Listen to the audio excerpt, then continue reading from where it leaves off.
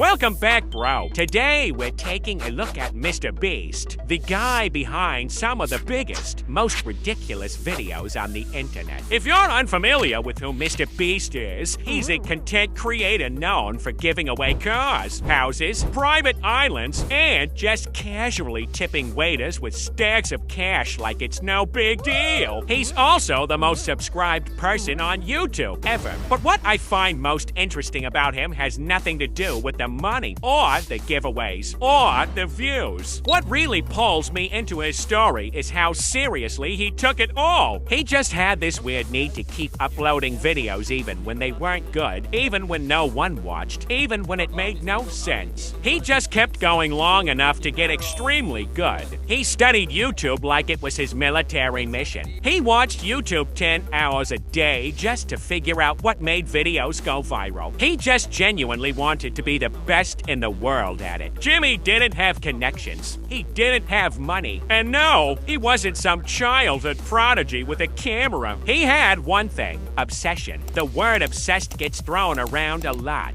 People say things like, "I'm obsessed with this show," or "I'm obsessed with this song." And usually they just mean they like it a lot. But when I talk about MrBeast being obsessed with YouTube, I mean it in the most literal way. He built his entire life around getting better at YouTube. He dropped out of college because he felt like it was taking time away from learning how to make better videos. It was just him sitting alone in his room for hours, studying other people's videos in slow motion, taking notes, writing down ideas, watching the same thumbnail change over and over again just to see which one people clicked on more. That's like, I have no backup plan and this has to work energy. A lot of us want to be great, but we don't want to lose sleep or social life or that feeling of progress every day. MrBeast was obsessed in a way that didn't always feel good, but it was real. He was extremely bad at making videos. He was cringe. He was flopping for months. His early videos were terrible, but he still treated each one like it was worth improving. This was the kind of tunnel vision that makes people uncomfortable to be around. He'd already decided YouTube bore nothing. He lost friends, not because they hated him, but because they stopped knowing how to talk to him. The only numbers he cared about were view counts, click-through rates, and watch time. There were nights he questioned everything. Most of us quit when it stops being fun. He only started getting serious once it stopped being fun. The video that changed everything was stupid. He sat in front of a camera and counted to 100,000. Over 40 hours of raw footage shaved down to 24. Millions of people watched. The comments poured in. The algorithm nodded. Brands started calling. This should have been the I made it moment. But instead of celebrating, Jimmy felt something else: pressure. Success didn't free him. It locked him in. Imagine this. You've been texting your crush for months. You like her a lot. You're in the just friends phase. You're careful, funny, doing your very best. But she never really says much back. Then one day, she replies with, "Let's go out. We need to talk about us." That's what MrBeast felt when the algorithm finally paid attention. But instead of going on a date, he married the algorithm. And that's the first thing he got right. Jimmy made hundreds of bad videos before he made a single good one. He didn't wait to be ready. He didn't care if his mic sucked or his jokes flopped. He posted, bombed, fixed it, posted again. Most people try once, fail, and take it personally. Jimmy failed publicly for years and treated each one like a step forward. Make 100 videos. Improve something every time. That's his advice. It sounds boring, but it's how monsters are built. He made $10,000 from a video and gave it away in the next one. Made $50,000, gave it away to. Not for clout. Not because he is a very good guy who wants only to help, but because the video was more important than money. And that's the second thing he got right. The content came first. Always, every dollar I make goes back into the next video. Meanwhile, most creators buy a car the second they hit 100K subs. Jimmy was still eating cheap sandwiches losses and reinvesting like a madman. Why? Because growth was the prize, not lifestyle. You don't need 1,000 ideas. You need one idea done 1,000 times better than anyone else can. MrBeast didn't reinvent YouTube. He just made videos people had to click. He studied thumbnails like it was a life or death test. He tested intros, titles, pacing, everything. If you're talented and patient, that's fine. But if you're obsessed and calculated, you become inevitable. And if you think this is only about YouTube, now dude, this applies to everything, even to you being together with your crush, but obviously without stalking her, or making your first money outside your regular job. Look, even the goat fumbles. And the weirdest part, some of MrBeast's worst advice sounds amazing until you try to live by it. Anyone can do this. That's cute. Technically true if anyone can handle being broke, ignored, burnt out, sleep deprived, and borderline addicted to content analytics for years. The truth! Most people would quit halfway through the sentence, "I'm gonna count to 100,000. Jimmy has something most people don't, a freak-level ability to go all in without needing applause. Not everyone has that, and that's okay. But pretending this is a you just gotta want it bad enough game, that's a lie. Money doesn't matter. Right until you need to hire 15 people, rent out a stadium, and buy 10 Lamborghinis to blow up in a desert. Jimmy built his empire on reinvesting. True, but after the first few million, the game changed. Now he has safety nets, sponsors, brand deals, investors. And that's great, but let's not pretend you can recreate his content from your garage with a cracked iPhone and a wish. Money gives you room to scale, period. Just focus on content. That worked in 2014. Now, if your thumbnail doesn't hit, your video is dead on arrival. If your title doesn't spark curiosity, nobody clicks. And if your first 5 seconds don't grip people, they've gone back to swiping doom scrolls and AI edits. Jimmy figured this out early. Just focus on content sounds romantic. But in 2025, packaging is the head of the game. Here's the thing nobody likes to admit. It's not about becoming MrBeast. It's about realizing what you're willing to become for something you care about. Jimmy didn't win because he was the smartest. He won because he was willing to go further than what's considered reasonable or even healthy. He slept on floors, uploaded hundreds of videos with no recognition, watched the same viral clips on loop until he could predict retention drops like a psychic. That's not motivation, that's compulsion. And that's what it takes at the top, not talent, not even discipline, just a mind that won't let you stop. The question isn't, can I be the next MrBeast? The question is, what would you give up completely for the one thing you say you want? Because obsession doesn't come with a map, just a door, and most people knock once, then leave. Jimmy Donaldson didn't just break YouTube. He broke himself first. He became the biggest creator in the world by turning pain into structure, loneliness into leverage, obsession into legacy. But here's the part that doesn't go viral. He still works like he's invisible. Still fights like it could all disappear tomorrow. Still watches every frame of every video like his life depends on it, because in his head, it still does. And maybe that's the lesson. You don't need to count to 100,000. You don't need a warehouse or a camera crew. You just need a reason that makes everything else feel small. Something so clear that failure doesn't scare you anymore. The world doesn't belong to the most talented. It belongs to the most unreasonable. And if you're not willing to go and sing for it, you'll always lose to the guy who is.